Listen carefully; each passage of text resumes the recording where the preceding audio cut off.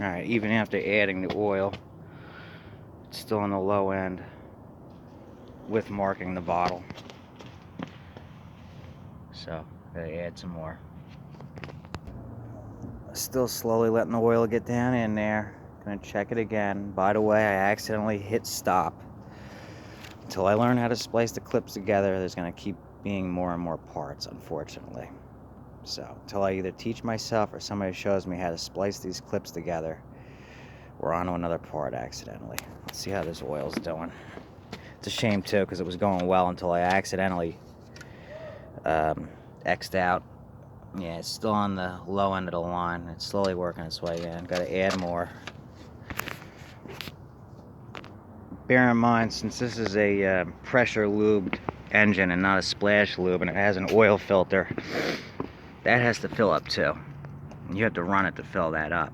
So that means after it runs, you gotta check the oil again. You might have to add more, because this fills up and drops the level some more.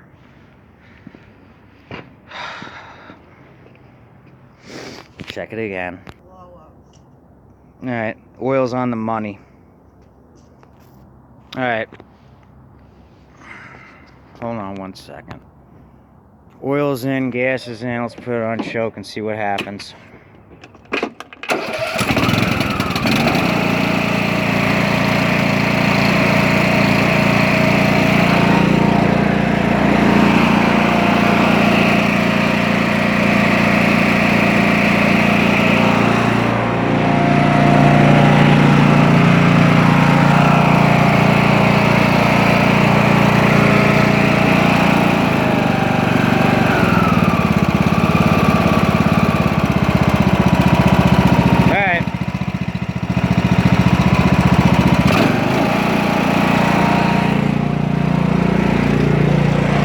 Engine's fixed. Hard part's over. I'm gonna put all the covers back on, everything. I'm gonna let it run, let it warm up, make sure it's good. And that's gonna be about it for today. Tomorrow's Thanksgiving, not working. Might take an afternoon ride out in the woods before dinner, but I don't know. We'll see.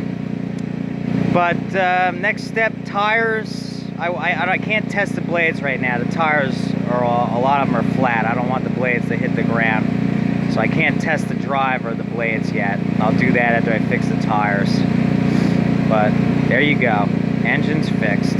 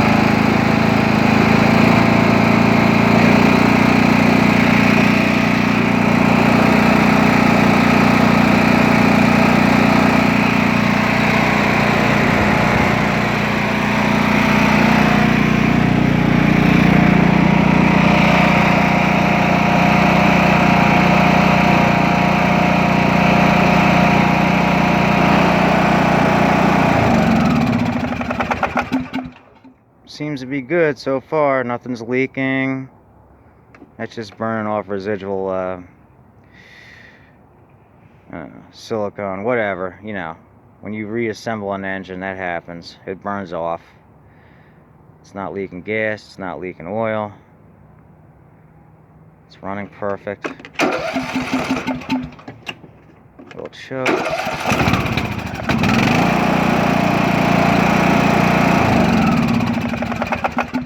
Not smoking at the exhaust.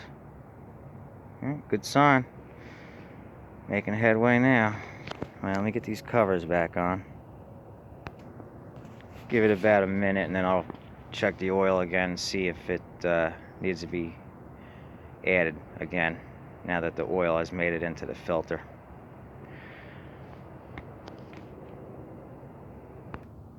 That's why I said to double check it after you first run it, because now it needs a little bit more after it made its way into that oil filter. It's still within acceptable range, but it's best to have it on the top line, right where it needs to be. This way, as it starts to, you know, burn off a bit, you're not going to go into the low range right away.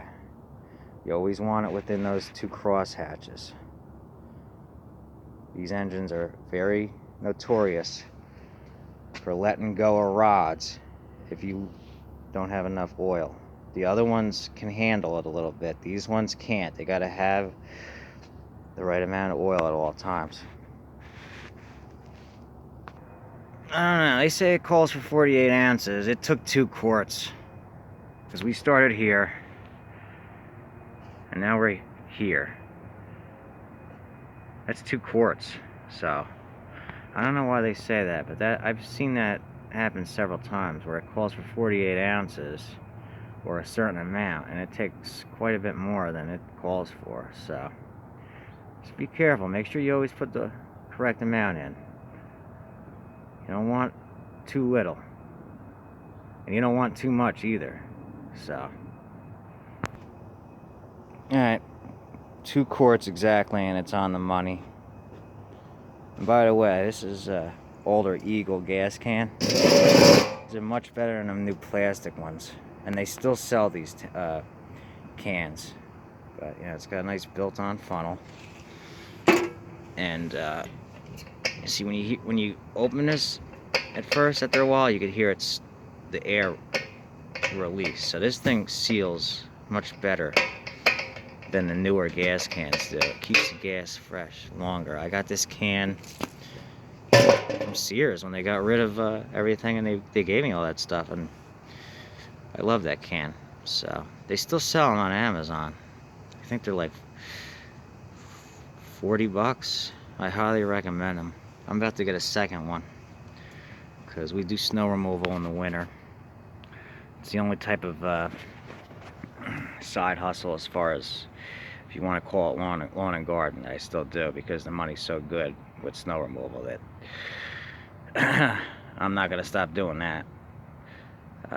But yeah, we always need a lot of fuel, and it's good to have. You know, I got this one can. We fill up another, like 1 or 2 cans, the plastic cans, but I want to get another one of these cans. Keep at least 10 gallons of fuel on us. It goes pretty quick. I'll probably add an inline fuel shutoff valve. They're good to have.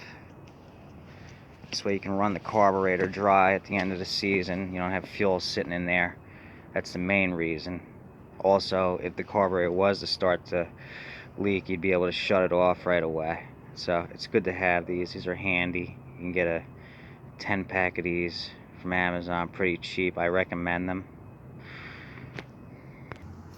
Make sure you put this air filter adapter on first before you go to put the cover on, otherwise you won't be able to get it on. And then that EPA line hooks up right here. And make sure you put this breather hose back on. It's common to forget to put that back on.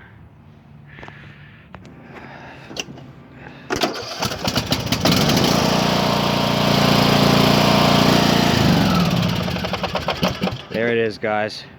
That's how to fix the camshaft on one of these Briggs 540cc engines. If I can do it, so can you. Thanks for watching. Next we'll move on to the tractor itself. Happy Thanksgiving. See you on the next one.